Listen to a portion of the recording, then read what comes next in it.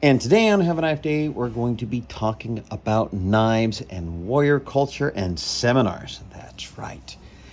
Now, several weeks ago, while at my American Legion post, I was talking to our new commander, and he was talking about Robert Redfeather.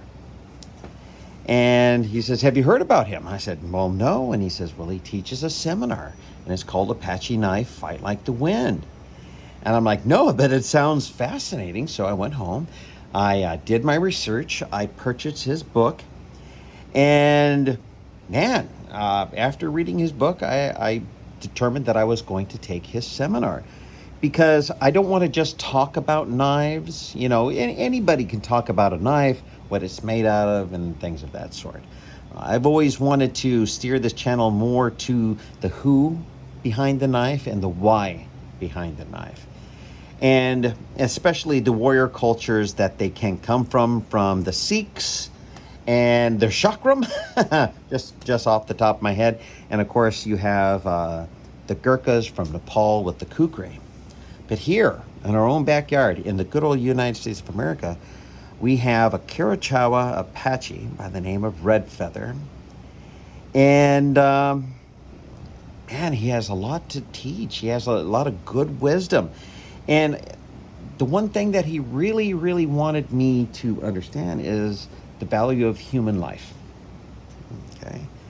So if you look at the emblem for the Special Forces, the Green Berets of the United States, you'll notice the V-42 fighting knife and the crossed arrows. Now that is a nod to our Native American scout heritage. And Redfeather himself wears the red of a scout because in Apache culture, colors have meaning. There's a lot of symbolism, and there's a lot of this is the way we do it because of this, and this is what this means, and this is important, and why. Okay. So what I'm going to share with you is, now, he designed a knife, and it's not this one. So I'm going to put a knife up on the board for you. I'm going to put it up there. Now, this is the knife that he designed. And it is a beautiful Bowie-style knife with a nice clip point. Check out that fuller. That is completely fantastic, and I feel very, very unique. Kind of reminds me of when you look at a needle, a syringe, how it's cupped. And its purpose is to, put things into the body. And, well, that is a knife. But what we're talking about here today. But this fuller, the full length, man, that just jumped right out at me. And it just caught my attention. And we'll see that really nice swedge that has a decent edge on it, if I'm not mistaken. And then you look up the blade. So you see the curves. I'm going to call them horns. That's right. And then you have that little bracket that comes out. So Redfeather, in his study of other blades, he was looking at a sword, and the sword had a blade catch. And he thought, well, you know what, that would be a good thing to incorporate on my knife. Because Redfeather has been in knife fights before, and he's got the stripes to prove it. He's just like a tiger with his stripes is what he is. So he incorporated that extrusion. It comes out on the side of the blade, either side of the blade.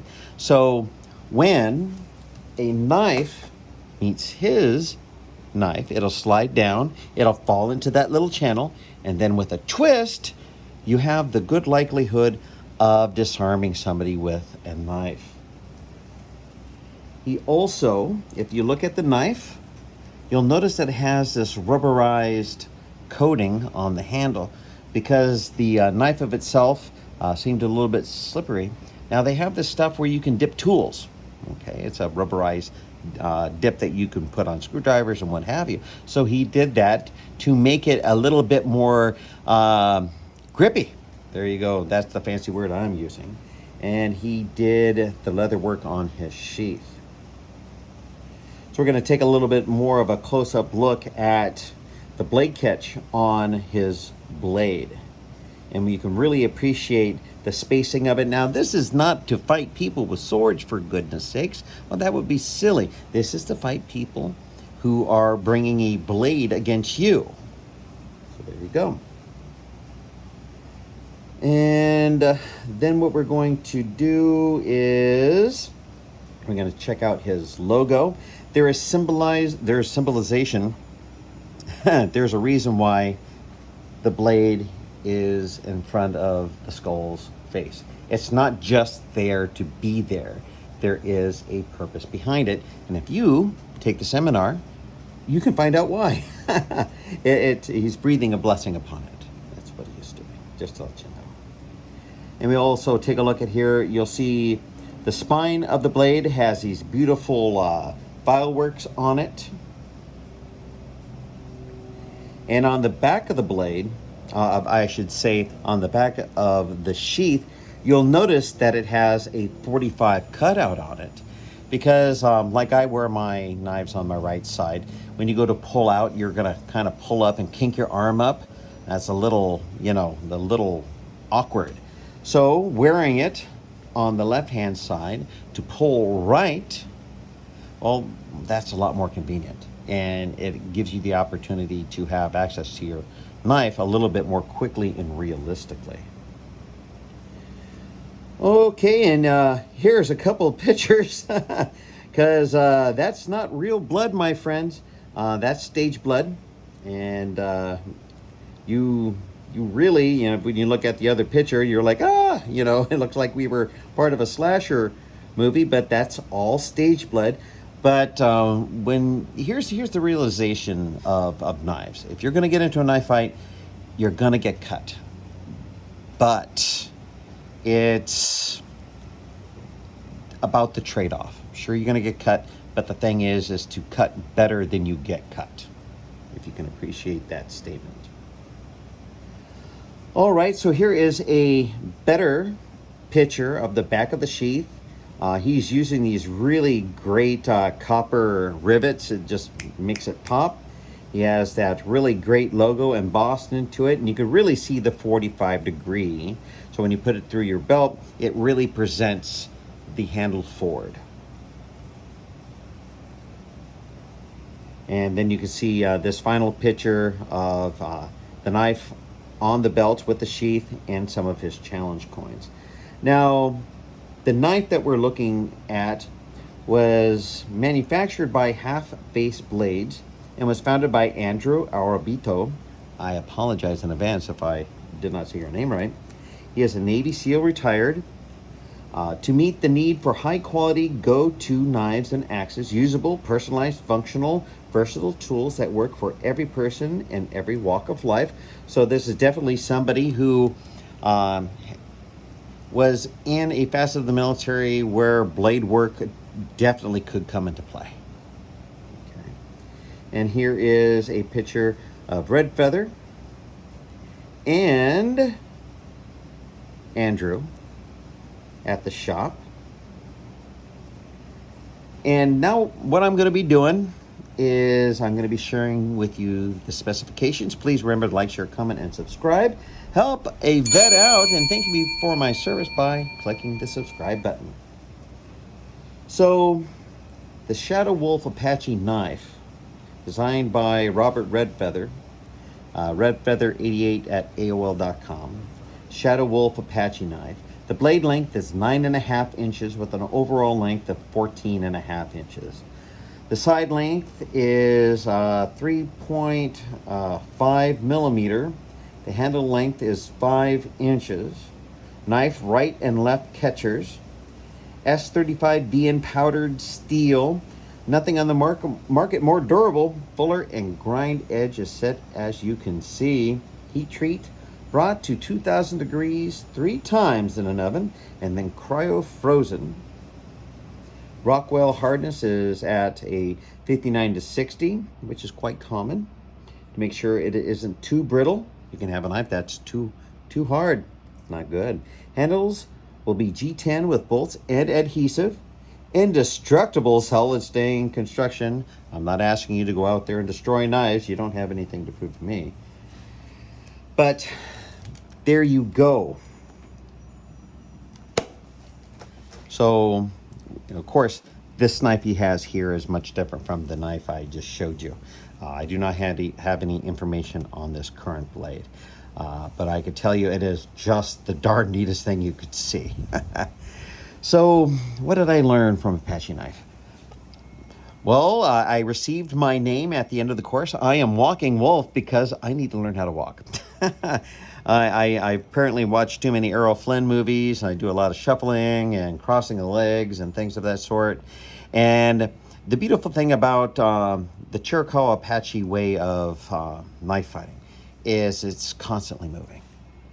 And, you know, keeping the blade presented at your opponent at all times, you know, moving it around, moving your body, protecting your heart with your offhand, and strike and then move. Strike and move. Don't stand there. The whole thing of this is not to stand your ground, but to keep moving. Because why would you want to be in a rush to get stabbed? Okay, and by keeping your footwork natural, you are actually very, very fast. Now, I don't know if you can appreciate this, but man, I got walloped. Because another facet of this is it's kind of like Starship Troopers. You can't push the missile button if you don't have the hand to push the button. And man, I got whacked on so many times. Now, I did a lot of sparring with other members in the group that you have seen there, and they have different levels. I come in as a novice. I'm not going to claim anything. I'm going to go in there as much of a blank slate as possible, so I don't let other techniques that I might have grafted into myself to get in the way. But keep moving. And it's also a lot of the things that we were doing are up here. Now, if you read the book, you'll understand the significance of dealing with a knife up here. Because this is wounding. This is striking the hand that holds the blade. Okay. And, wow, man, it was... I am not the thin paratrooper or fit paratrooper that I used to be. Not at all. It was good to get up and move, to be physical. And I'm okay with being yelled at, you know. I mean, I'm not taking things personally. I'm not.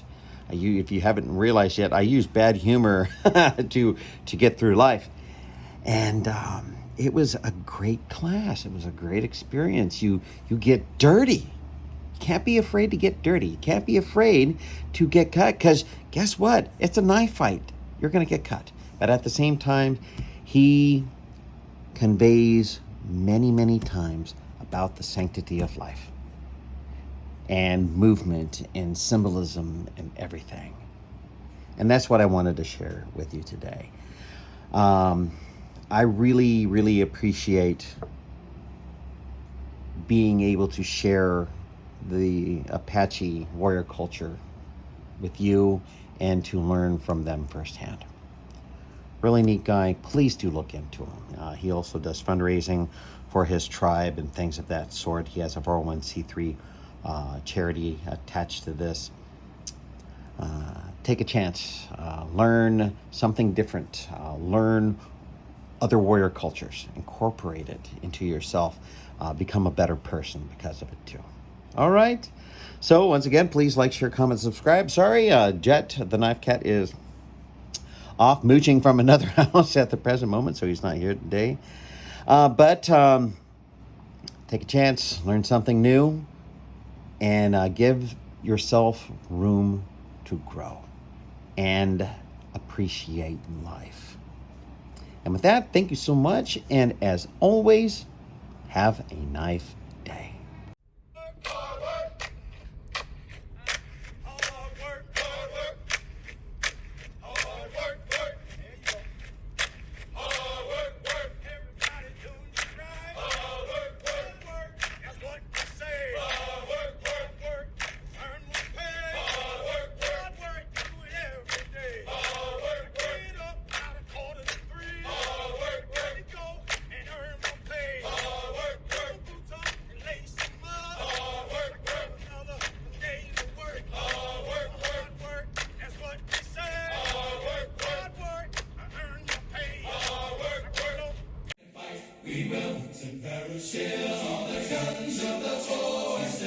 ready. Airborne from skies of blue. Ready to go. We're coming. Make the jumps and take your boats today. Let's go, put on your boots. Your jumping boots, your parachute. Your parachute, get all those gliders. Ready to attack today. Hook up or we'll be gone. Pouring our jet into the dawn. At station time to fight them all. The 82nd way. Hey!